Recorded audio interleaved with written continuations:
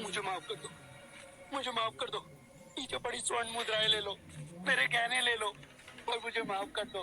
तुम कहोगे कि तुम्हें और धन चाहिए तो मैं इस वन में आके छोड़ दूंगा, पर मुझे छोड़ दो।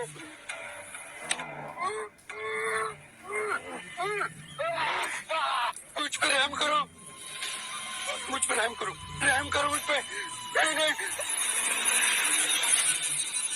मुझ पर रहम करो, रहम करो मुझ पे। मुझे धन नहीं चाहिए, मुझे 100 कटी हुई ऊँटियाँ की माला चाहिए। नहीं नहीं, जिस दिन मेरे इस माला में 100 उंगलियां हो जाएगी, उस दिन मुझे सिद्धि प्राप्त होगी। मेरी शक्तियाँ प्रबल रूप लेगी और पूरी सृष्टि में विकसित होगी। मुझ पर रहम करो।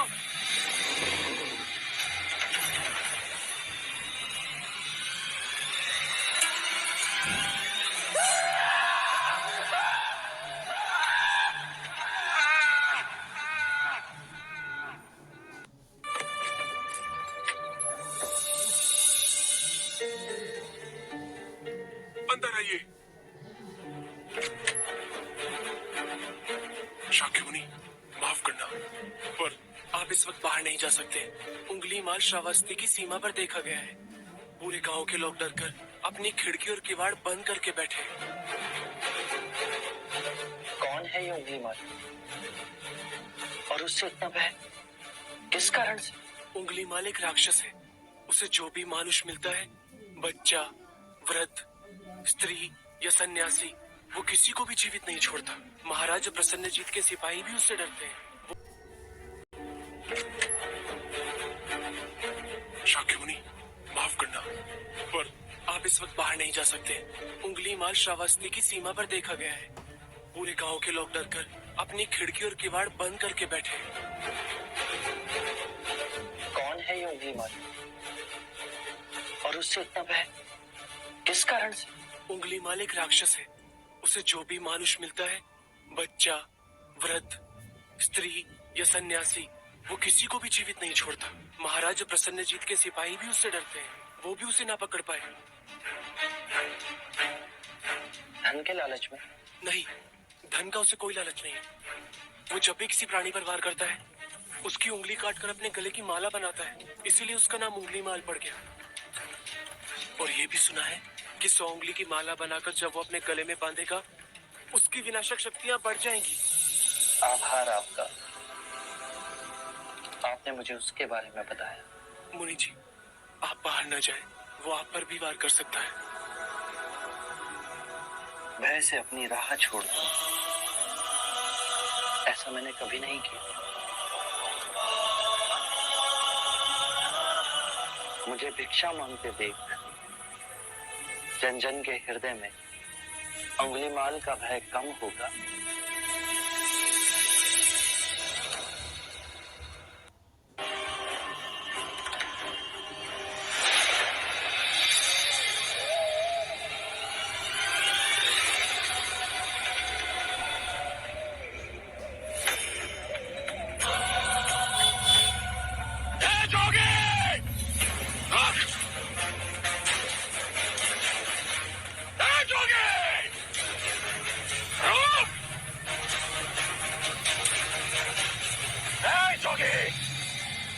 मेरे आदेश देने के बाद भी तू रुका क्यों नहीं? मैं तो बहुत पहले ही रुक चुका हूं, तुम ही नहीं रुके। तुझे मुझसे भय नहीं लग रहा? मैं आदि मानव हूँ।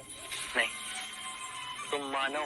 जोगे, तूने कहा कि तू कब का रुक चुका है, और तू तो चल ही रहा था। और तूने ये क्यों कहा कि मैं नहीं रुका? मैं बहुत पहले ही रुक गया। ऐसे सारे बुरे कृत्य छोड़ दिए जिससे किसी भी प्राणी को दुख या कष्ट पहुंचे। मैंने जीवन की सुरक्षा करना सीखा। सब जीना चाहते हैं, बस तुम उन्हें करुणा से देखो तो। मैं सबकी हत्या करूंगा। मानो में न प्रेम है न करुणा है, सिर्फ छल और कपट है। तुम्हें लोगों ने बहुत दुख दिया है अंगुलीमाल। क्रूरता व्यक्ति अज्ञान के कारण ही करता है। घृणा, द्वेष, ईर्ष्या, मोह, माया, ये सब अज्ञान की ही संतान है। और वो व्यक्ति ही है जिसमें दया, करुणा, सद्भाव और समझ का उदय भी होता है। अंगुलीमाल, यदि इस जीवन में क्रूर और निष्ठुर लोग हैं, तो दयावान भी है। बस अपनी आंखों से ये अंधेपन का पर्दा हटा के देखो। तुम और व्यक्ति जैसे नहीं हो। मैं हर व्यक्ति जैसा ही हूँ, बस जागृत हो ये सिद्ध कर रहा हूँ कि हर व्यक्ति में जागने की क्षमता है। मेरा मार्ग क्रूरता को निर्बलता में परिवर्तित करता है।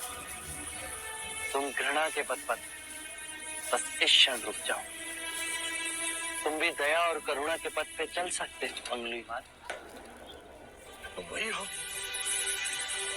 जिन्हें लोग बुद्ध कहते हैं, जो लोगों को मुक्ति के मार्ग पर चलना सिखाता।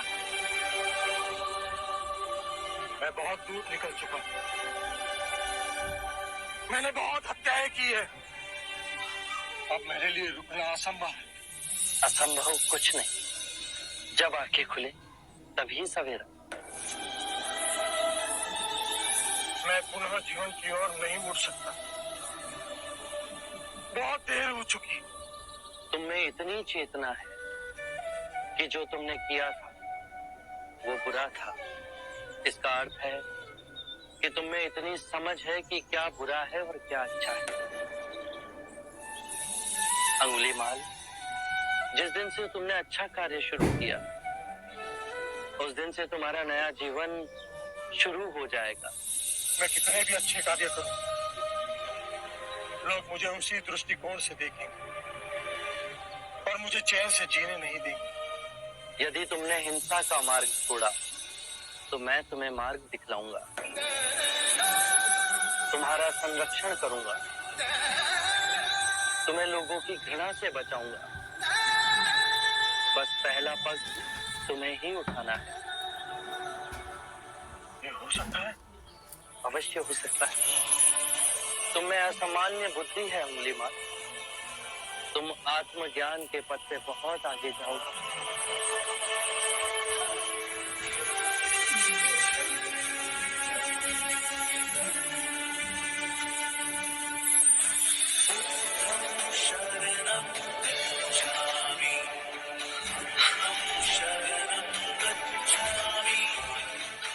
मैं आपको वचन देता हूँ,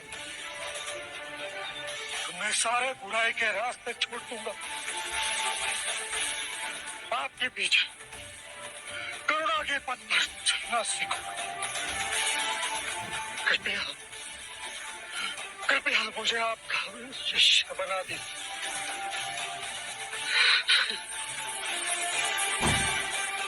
मैं शिष्य नहीं बनाता। व्यक्ति स्वयं संग से जुड़ता है।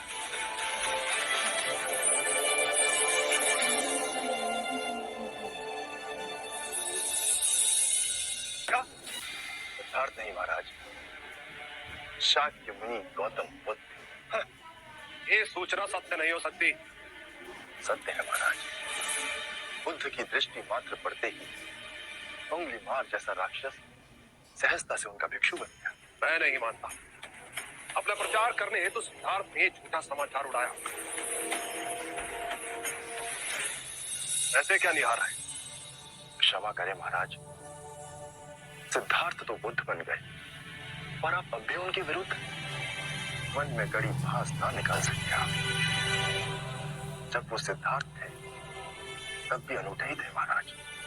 हम तो उनके परम शत्रु थे, तब भी उन्होंने 2 बार हमें जीवन दान दिया। बस एक भक्षक को रक्षक बना दिया।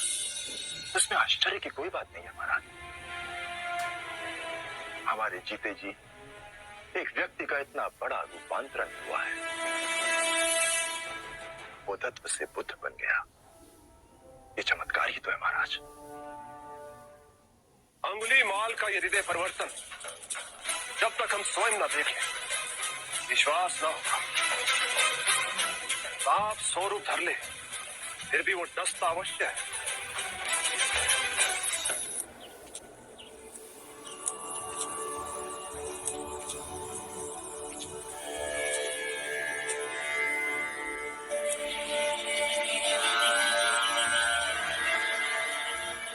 बांदुल,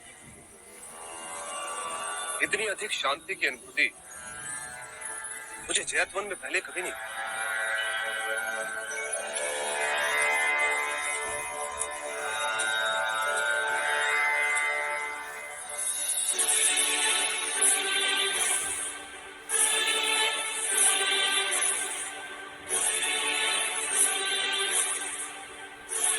नहीं नहीं, ये सिद्धार्थ नहीं, ये तो कोई देवता है।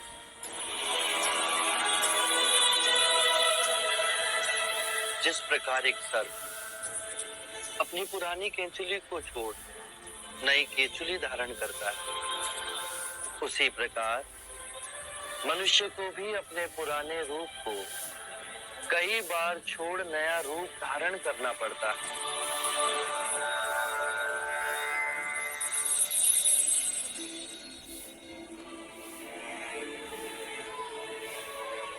आइए कौशल नरेश, स्वागत है आपका।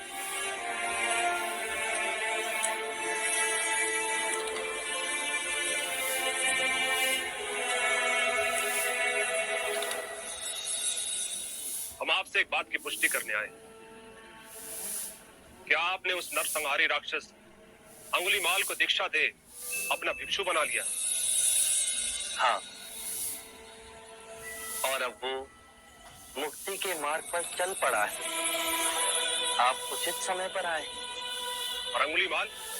उसकी चर्चा हम बाद में करेंगे। पहले आप हमारे प्रिय भिक्षु की देशना सुन लीजिए। आओ अहिंसक।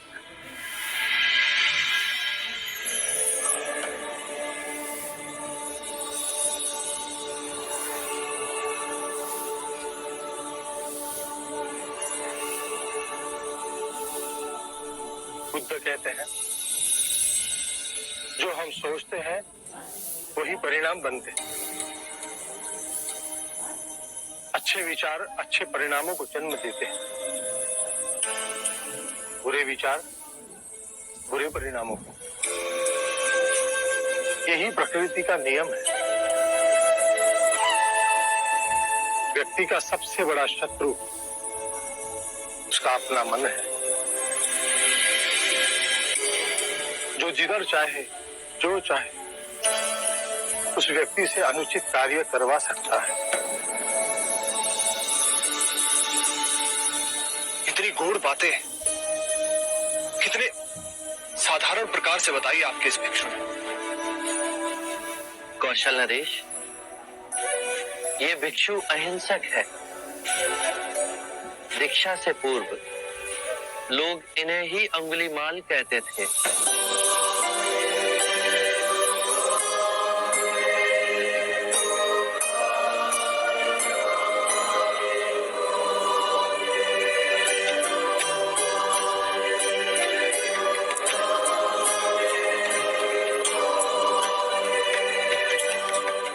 हमने आज तक सुना कि एक हत्यारा साधु बन सकता है, पर आज अपनी आंखों से देख हमारा रोम रोम सिहर उठा। अंगुलीमाल, हम तुम्हें जीवन दान और स्वतंत्रता देते हैं।